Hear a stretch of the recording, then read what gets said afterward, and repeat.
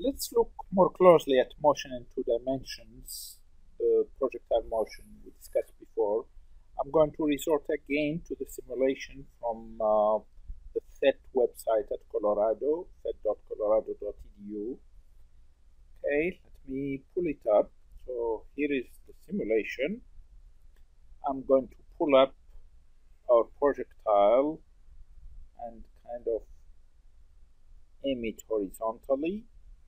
The initial angle, I would like it to be 0 for it to be aimed horizontally. And the initial velocity, let's go for 10 meters per second. We fire. We get two things here, two numbers. Three numbers. The first one is what we call the range, and the range is actually the distance that is going to move horizontally. Okay, so we have to figure out from where we are measuring it. So that's the 19.1 meter. Now the other distance that we get is the vertical distance that our object falls. I'm not sure if this allows us to do that. Yeah, it does. Okay, so this is the 18 meter or so that we are reading here, once you measure this correctly. Now, the time, here is the time it takes our projectile to reach the ground. Note these numbers. The horizontal displacement, that's called range here, is 19.1 meters. The vertical displacement is minus 18 meters. The time is 1.9 seconds. I'm going to do something else. I'm going to move this down. Let's see.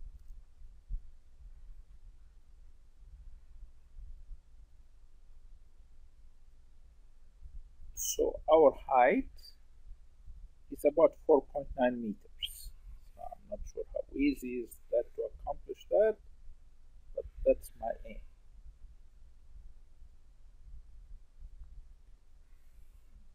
Approximately 4.9 meters. Still need to lower it a little bit.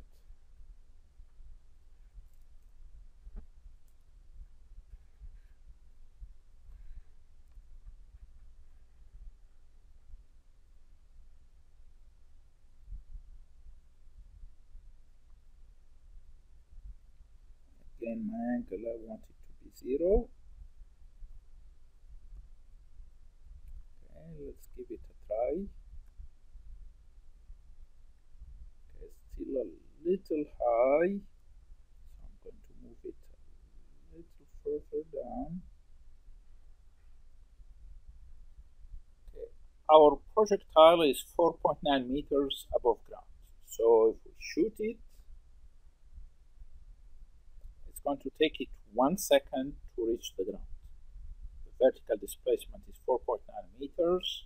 The horizontal displacement is 10 meters.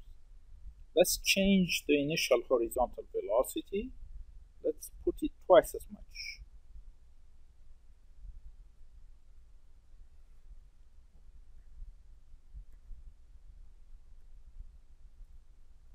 Remember, we have 10 minus 4.9 and 1.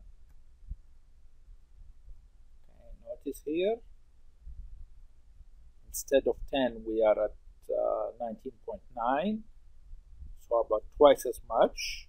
So within the error parameters, vertical height is minus 4.9 meters, and the time is still 1 second. Still taking the same amount of time to reach ground.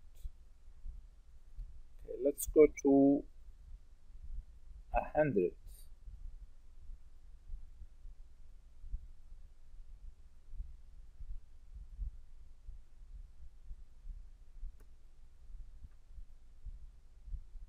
Okay, so we are at about 99.6 meters. That's the horizontal displacement, but my vertical displacement is still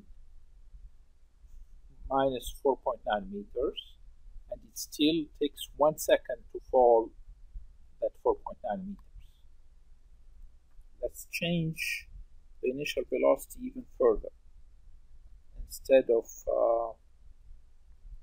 100 right now, I'm going to allow it to go to 10,000.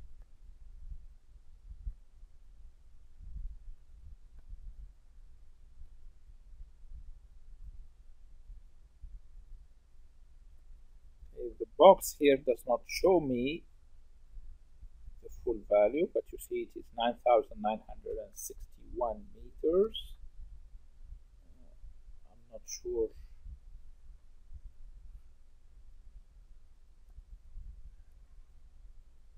that's okay. So within the parameters, if I have 10,000 times 1 second, that should be the same distance, about 10,000. So there is a small error introduced by the simulation, but that's all right. My vertical displacement is still minus 4.9 meters, and the time it takes it to fall is still 1 second. I can go any time that I put here, as long as the simulation works. It's going to show me a vertical displacement of 4.9 meters in the negative direction. The time of fall is going to always remain 1 second, and the range is going to depend on the initial horizontal velocity that I give it. Now, in this particular simulation, anytime we shoot it horizontally from that height of 4.9 meters, it's going to hit the ground after 1 second. This is assuming that the ground is actually flat. It is horizontal, which assumes, for example, in this particular case, that I have a 10 kilometer stretch of road that's perfectly horizontal. You know that it is very difficult to accomplish that. It's very difficult